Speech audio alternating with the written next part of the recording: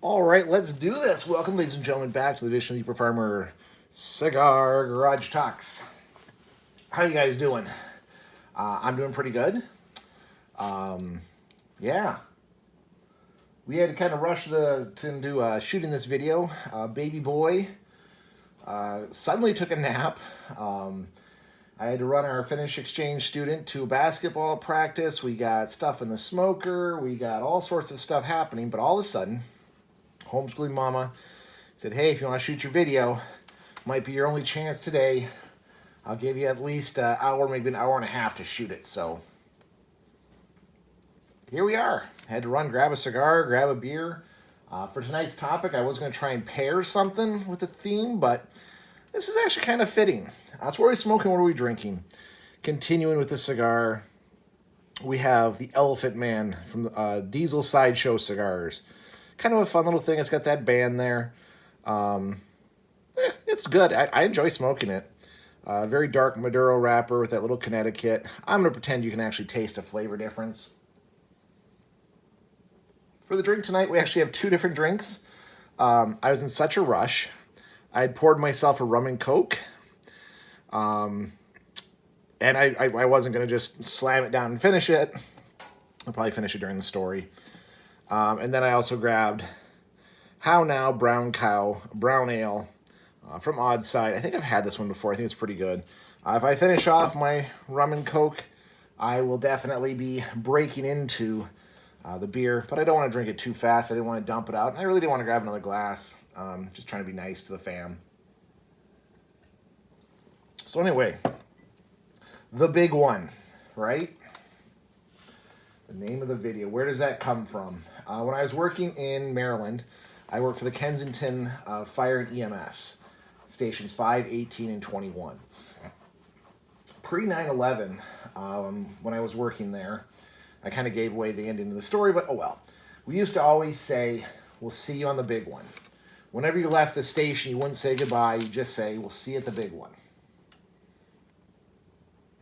Insinuating that when all hell breaks loose,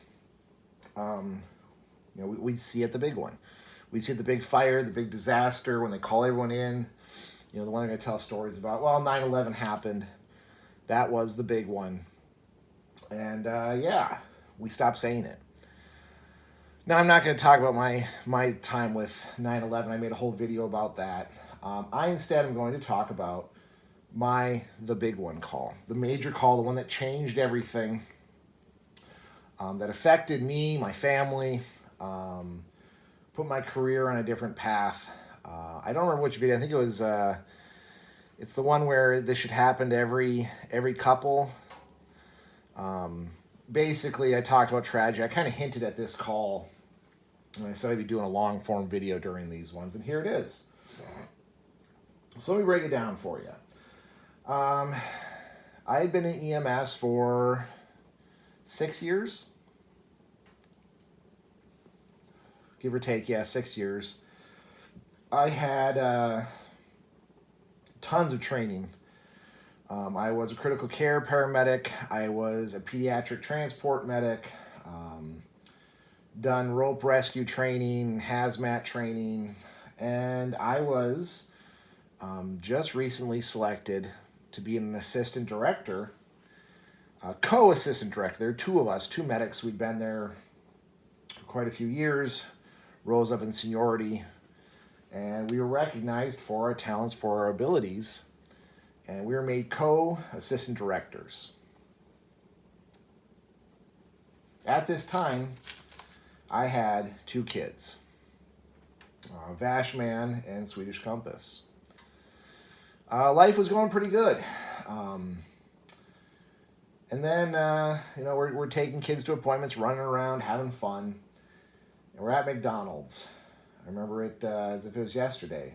And homeschooling mama doesn't feel good. She's got to go to the bathroom. She comes out and she tells me that she thinks she just miscarried. And we didn't know she was pregnant. It was a miscarriage. We didn't know she was pregnant even. Alarm bells went off. We got really scared. Took her in to the hospital, got her checked out. Luckily, there was a doctor who I really know and respect. Give her a full workup. She said that she was in no immediate danger. We then followed up with our OBGYN, and same thing. She said, this stuff happens. I don't know if you guys know, homeschooling mama is Native American, and so these things do happen. They actually have a higher than normal rate of miscarriaging. So we didn't think much about it. Now, we weren't trying to get pregnant, but we weren't trying not to get pregnant. We just kind of put it in God's hands. If it happens, it happens. Well, we were, homeschooling mama did go on some, I think, prenatals, and we kind of got an exercise routine, changed our diet up a little bit. And, I forget how long after that first miscarriage, we got pregnant again. Very excited. To say we like kids is a bit of an understatement, right? Because we got 7 kids, biological kids, and an exchange student with us.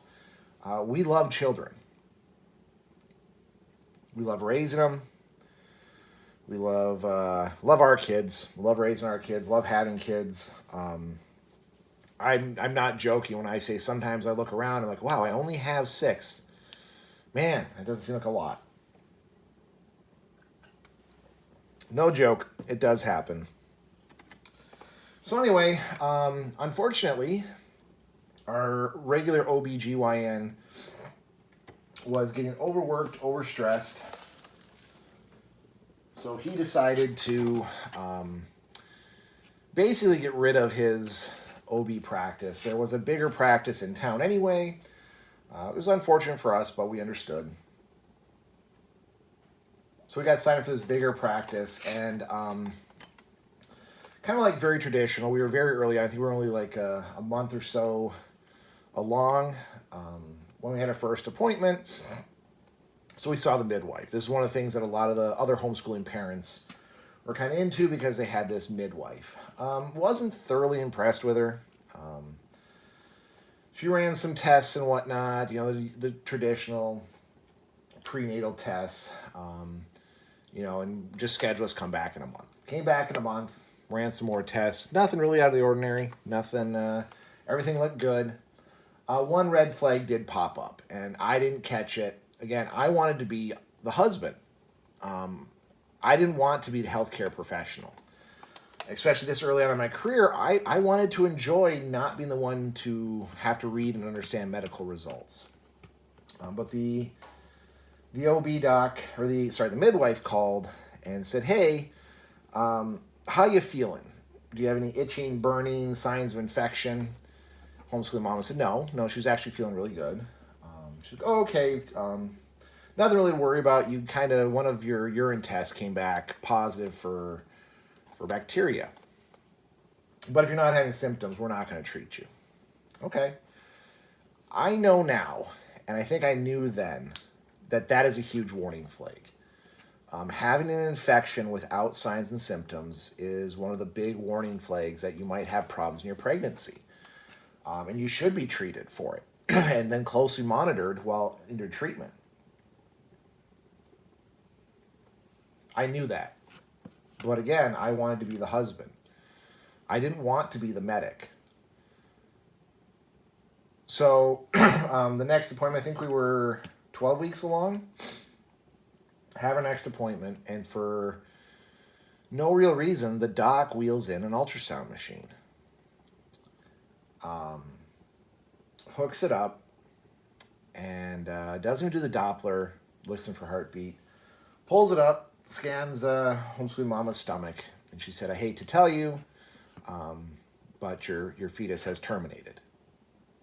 You basically had miscarried.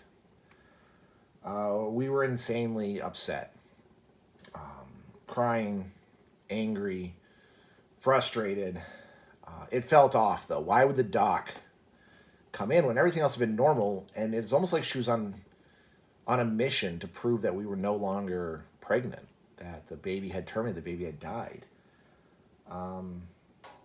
Something just didn't feel right. We were angry, we were upset. I didn't see what she was talking about. There was still fetal blood flow. We told him maybe we're off on the dates. Can you measure? Well, no, my machine doesn't do that. It's just an in-office machine. We just look for heartbeats and large abnormal. Okay, well, we want to have an actual ultrasound then. Because at 12 weeks, that's a little early to hear fetal heart tones, depending on the pregnancy. And again, we didn't know when we conceived necessarily. We were just going off of some vague data, but we really weren't following, the homeschooling mama's cycle, really. Weren't paying attention. I couldn't even remember when it was she last menstruated. So the OB doc said no. She said she'd prescribe us some abortification drugs so that we could take those and just end it all and have it done this weekend. Well, one, we're Catholic, so that was out of the question, period. Those drugs are not going to happen. Two, homeschooling mama felt pregnant. And again, all she did was just run the ultrasound on her stomach, couldn't find fetal heart tones, but there was a lot of fetal blood flow still. So that was weird. Plus, she did note that the placenta had grown. So we went and talked to our doc. We convinced our doc, who had been there, OB was now doing family practice. We convinced him to see us. He reviewed the chart, and he sent us in for another ultrasound. And he said, the thing is, this ultrasound shows the placenta is growing. And measuring the baby, it looks like the due date might be off. It's not measuring the same size. So he said, give it a week, and then we went in for another ultrasound. So we're on pins and needles. We're doing everything we can. We're praying. During this time, we also were trying to buy a farmhouse. It was actually homeschooling mama's great-great-great-grandfather's original farmhouse, if I remember correctly. And we got screwed over by the bank. Some paperwork got submitted improperly, and we ended up missing out on the farmhouse. So we were kind of dealing with that, kind of upset about that. And of course, we were dealing with that during the week. We're supposed to be taking it easy. Essentially, the bank had filed some paperwork wrong. Excuse me. And we missed out on getting what probably would have been our dream farmhouse. So anyway, we go back in to the doctor's, the ultrasound, go to the doctor, same day, and he said, okay, she's definitely miscarried. There's no fetal blood flow. There's signs of degradation to the fetus. Yes, the placenta grew again, but, it can do that when the fetus terminates. Sometimes the body will focus on growing out the placenta. Okay. He asked, do we want abortification drugs? Do we want going for a DNC? Well, we kind of hummed and hawed, and we said, the last miscarriage she had was just natural. It just happened by itself. And so we went home, and homeschooling mama started having some spotting and some bleeding. So, all right, it was going to happen here pretty quick. I took one day off of work, just in case I needed to do something. But as homeschooling mama put it, I was driving her crazy. So she's told me, why don't you go to work tomorrow? Okay. It was a pretty easy shift. We actually had a full boatload crew. I explained to my boss that, listen, I'm not doing transfers. My wife is in the midst of miscarrying. I'm staying local. And luckily, my partners, the other people working that day, were understanding too. I still ran calls, but they would make sure that I'd be available if homeschooling mama needed me. And I had her stay with her parents while I was at that 12-hour shift.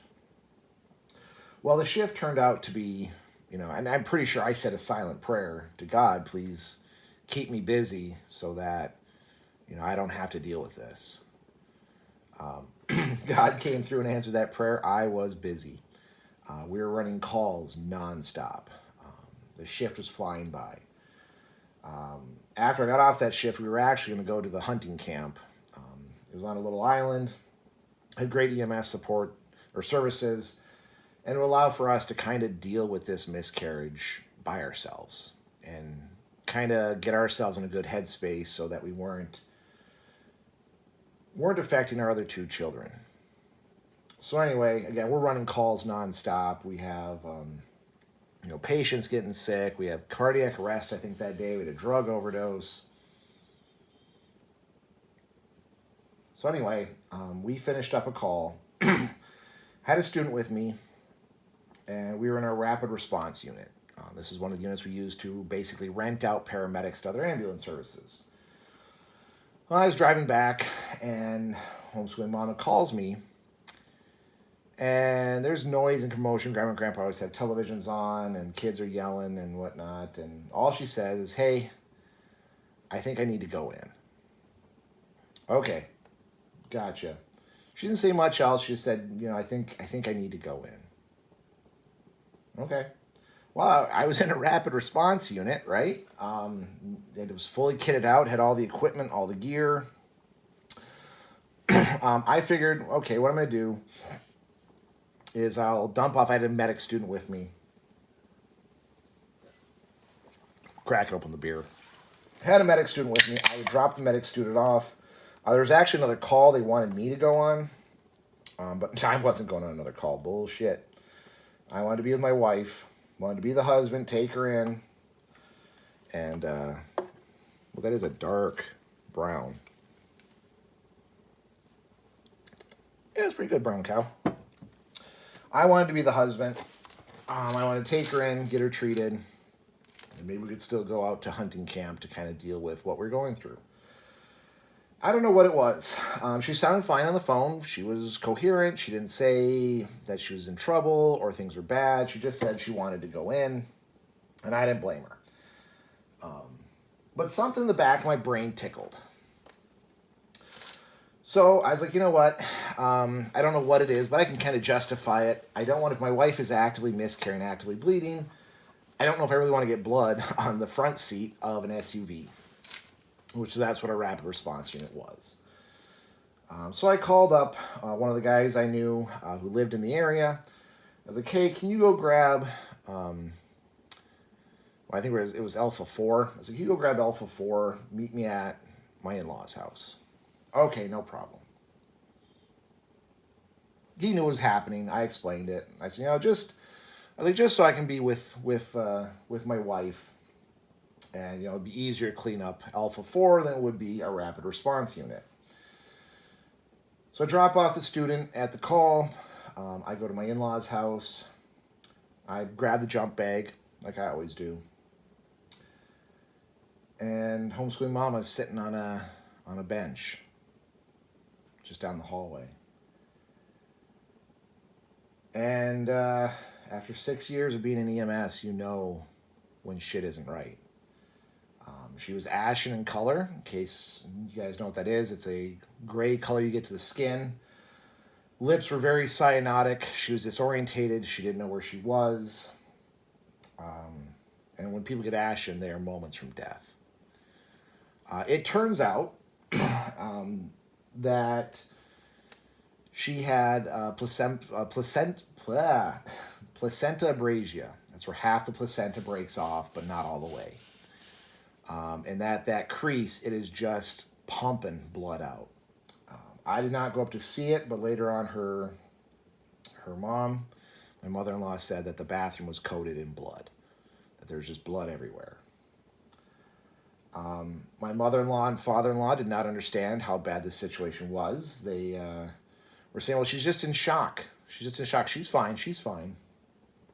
I know I swore at them that this isn't effing shock. I quickly pulled homeschooling mama's arm out of her sleeve, grabbed the IV kit, dropped a 18 gauge in her AC, started running fluids.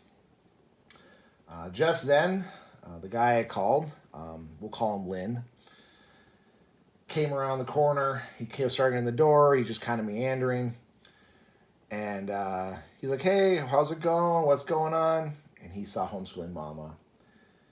He told my father-in-law to move his fucking vehicle because we got to fucking go. because he also knew what I knew, that this was not going to be a stand around and fuck around. We had to go. My father-in-law ran off to move the vehicle.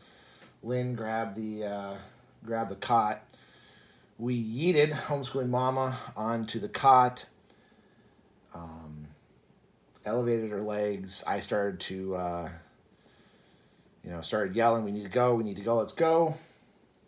And my mother-in-law did the one thing that burns into every medic's mind. There's a sound, there's a saying, there's a tone of voice that only mothers can give. And there's a phrase they can say that'll burn a hole into your soul. Mind you, homeschooling mama, I think, was 26 at the time. But with that tone, if you've been in EMS, if you've been in around anyone who's been seriously injured or dead or dying, there's a loved one there, that the mom, you know the tone. She said the magic words. Please save my baby. And I got to hear that. And I knew how serious it was. But that cuts like a frickin' knife through you to have those words said to you. We hauled ass out to the ambulance. Alpha 4 was our newest rig, and it was also the only one that had not had a governor installed on it. So it could haul some balls. It also had a supercharger. More on that in a second. I didn't even need to tell Lynn, let's roll. As soon as he got in the seat, he shifted into drive. Shit you not, that boy was over 100 the whole time. He was a good family friend. He knew homeschooling mama very well. And we were really good friends. So we hauled ass. I had a choice to make. And this choice haunts me for the rest of my life. It will haunt me, has haunted me, will continue to haunt me. I didn't know I'd have this choice. I now train medics and EMTs that they're going to have to make this choice. The choice was, do I be her husband, homeschooling mama's husband, who can be with her emotionally, who can cry, who can get upset, who can beg God to save her life? Do I get to be her husband, hold her hand, lie to her and tell her everything's going to be okay? Or do I get to be her provider, her healthcare provider? Cold, calculating, running the numbers, working the algorithms. I had to make that choice the second those doors stopped and the rig rolled. I burned with everything in my soul to want to be her husband, to want to hold her hand, to want to be scared. I wanted to be with my wife. But training kicked in. Maybe God inspired me. I don't know. I made a very deliberate choice that I was going to block off everything. This was not my wife dying in front of me. This was another patient. This was a pregnancy patient who I had trained many thousands of hours to treat. This is a trauma patient who's losing blood. I had taken specialty trauma classes. I had taken many trains. I trained people for this situation. I couldn't hold her hand. I couldn't tell her I love her. I couldn't be her husband at that moment. And I know it was the right choice. She's here today. And she shouldn't be. More on that in a second. But I know that's going to haunt me. And it always has. It's haunted me ever since it happened. Many years ago now. 13, 14 years ago now? Something like that. I was the provider. Cold, calculating, running through the formulas. Emotionally detached in case my patient dies. Algorithm calls. Starting a second line. Elevating her feet. Fundal massage trying to get the uterus to clamp down. Going through my algorithms in my head, my treatment modalities. Calling the hospital, telling them we're coming in hot. I didn't know how hot. My partner was driving because it usually takes 20 minutes to get to the hospital. He tried calling for a escort. It was against the rules, but he was going to try. Unfortunately, there were no officers available to give us an escort. We made it in about 8 minutes. Yeah, we went at least 140 miles per hour, if not faster, down the highway. The engine was smoking, it was rumbling. Pull into the hospital. I'm pretty sure he power slide in. I already had the doors open, the cot unlatched. I was getting my wife to the hospital. I was getting her in. Get in there, I give report, flurry of action. And I was still in medic mode. And I realized from my critical care training that one of her bags went dry. With all the shit I was doing and trying to accomplish, I missed that one of the bags went dry. From my critical care training, I know you can't just hook up a new IV bag on a dry line. Because when their blood flow is that low, their blood volume is that low, you can give them air embolisms. Not to mention, miscarrying women are at high risk of air embolisms. So I am actively trying to switch out her bag, and the nurse is like, your job is done. Your job is done. You need to go now. What are you doing? This is our job. And I felt myself cocking my fist back. I was going to punch this nurse who would not shut up. She was a newer nurse. Debates whether or not she actually deserved it. When Lynn grabbed her by the shoulder and was like, well, when it's your wife, I think you're allowed to help out a little bit more. It's like, just so you know, that's his wife. And you could have heard a pin drop. I swear, and the whole hospital went quiet. They realized that this was not only a very sick and critical patient, but this was a paramedic's wife. I knew everyone in the hospital, of course. Worked around them all for, 6 years now. So the tone changed. I'd already drawn blood. We got blood work running. We got the blood bank going. Doctor came in, did his assessment. He ordered medications, and we just immediately prepped the OR. While we were getting ready, homeschooling mama went into a ventricular rhythm with a pulse. But in case you don't know, that means that her blood volume is insanely low. And the surgeon came in, and he wasn't going to operate. You don't want someone to die on the table. But then the nurses let him know, hey, this ain't just some regular patient. This is a medic's wife. He knew what that meant. He knew that even if she died on the table, it's all right. I knew the risks.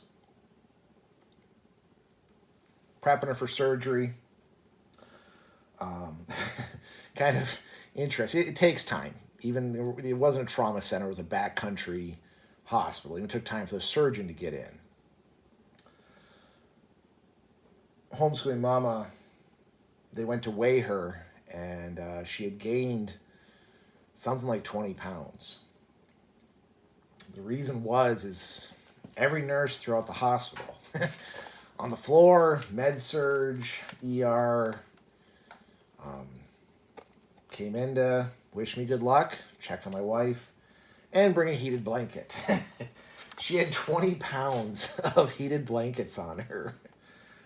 So we had to strip those off, and her weight's actually within what we expected. Surgeon gets in, looks at the ultrasounds, looks at her labs. We're going to do this. Surgeon was a female. She kind of gave me the look. You know the risks. I know them. So we went over to the surgical ward. And I went into the the waiting room. First time I'd actually sat in the waiting room. I dropped off many patients, many friends. First time I sat there. It was late at night. There was no one in there. There's a part of me that wishes the world would have come to a standstill. That I would have had all my friends, all my colleagues sit with me, keep me comfortable. But I knew better, right? Life didn't stop for one patient. They all had jobs. They had other critical patients. I know I'd taken some in.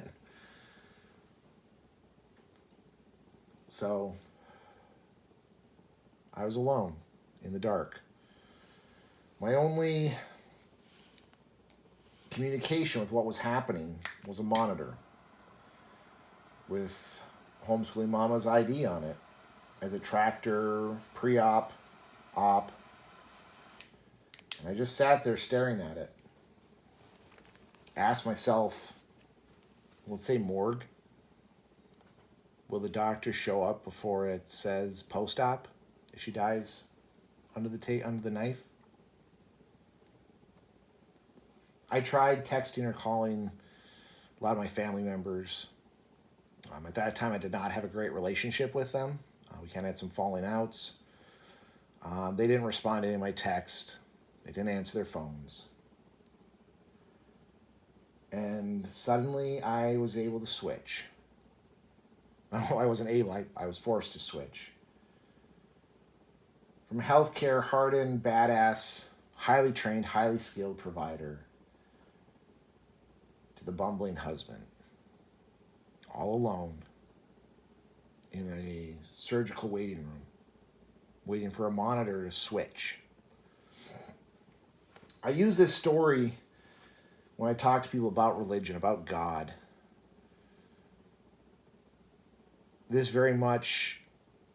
What happened really cemented my beliefs that yes, there is a God and he will take care of you.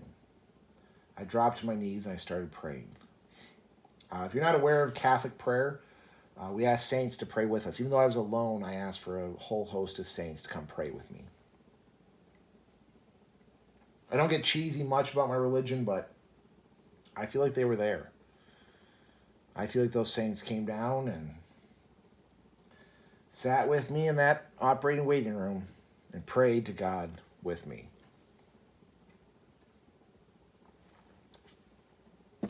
I didn't know things were going to be okay. But I did hit a sense of relaxation, of calm, of whether or not Homeschooling Mama makes it, we're going to be all right. I don't know if she's going to make it, but I knew we were going to be okay. And I got calm. I got relaxed. I knew everything was going to be all right. So I waited, prayed, was comforted by saints. And if you don't know, if there's two or more gathered, God is there. And I felt it. Not like those cheesy ones you hear about on a televangelist, but just a feeling of calm and relax flowed over me. The screen did change. It said post-op. The surgeon came in and said it was touch and go. She was ready to do a hysterectomy because they just couldn't get ahead of the bleeds. They're running out of blood. The surgeon looked visibly shaken. But she said something happened in the middle. The bleeds became very apparent. They were able to stop the bleeding. And my wife was not out of the woods, but she was alive.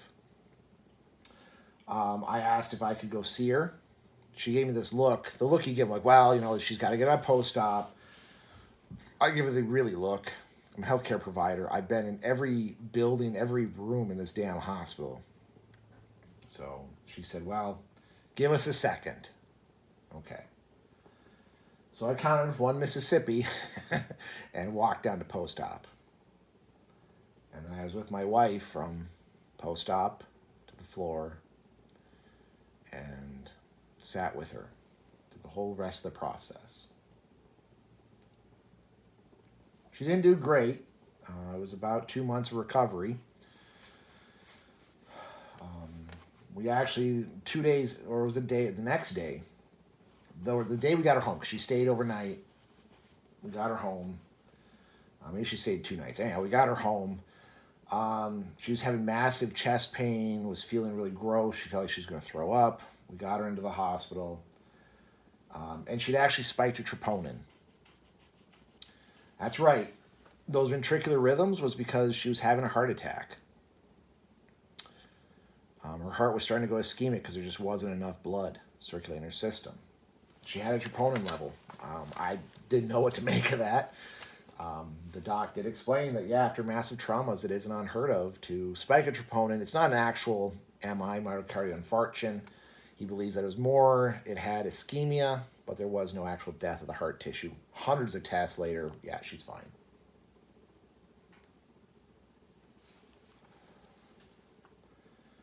Finally able to get her home. I started using up all my vacation time. All my vacation, all my sick.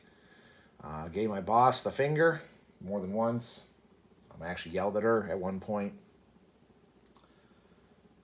And like I talked about in the video about marriage, this changed everything. Everything changed. How I viewed my job, how I viewed my family, how I viewed my responsibilities. Everything changed. I no longer hope for the big one, right? The big call. This was my 9/11. I had had the worst that there could possibly be. I'd like to say I came out unscathed. I know I didn't, though. I know I was changed. I know I was wounded. I was abused. I was scarred from what happened. Again, I know me staying in medic mode is what saved homeschooling mama's life, but I just wanted to be the husband. I just wanted to break down and have someone else treat and cure her. I was quite interested. I did actually go to some counseling for this, and I also had an ambulance accident just shortly after. And yeah, I actually went to some counseling, kind of talked some stuff out with the counselor. He was really interesting. He said, so let me guess. I didn't really want to go. I knew I had to, but I was resistant.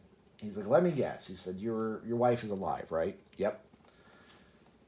How many nights a week are you woken up with other treatments you could have given her?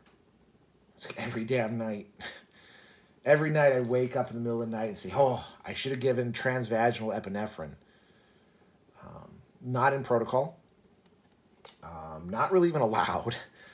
I thought about could I have done physically done the maneuver where you actually enter your hand into the vaginal area to try to free the placenta. Not trained in that, mind you. Knew about it, read about it. There was an experimental drug that I'd read about that had just come out about 2 months after she had miscarried to stop postpartum hemorrhaging. Man, if I only had that, I should have given her that drug. I didn't have it in the drug box. I was kind of funny. He called it right off the bat. Yeah, this is something, you're reliving that situation. You can't forgive yourself for being the provider. You wanted to do more, even though there's nothing more you could have done. He's like, you do see that, right? She lived. I got that. I can't come to terms with it, but I understand it. Long road to recovery. I treated patients differently. We all talk about our triggering patient. If you ever ask a medic, what's the worst call you've ever been on? We'll give you some bullshit answer usually. Oh, decapitation. Oh, person disemboweled. But we all have our worst. And my worst, the one that always gets to me, and I'll probably share another one, the one that really got to me, would be pregnant women who were sick, injured, or in the process of miscarrying. Those will always be the toughest calls for me to deal with. So, yeah, that's that became my worst call. I'll talk more about that one in another video, about the worst calls. But anyway, folks, I'm going to go enjoy my beer, enjoy my cigar. Thank you for sitting through and listening to my big one. The one that changed my life. Really changed the trajectory of the path I was on. Helped me to go work at a mine, helped me to go work at a health department, and this is the reason why I got more into education and where I'm at now.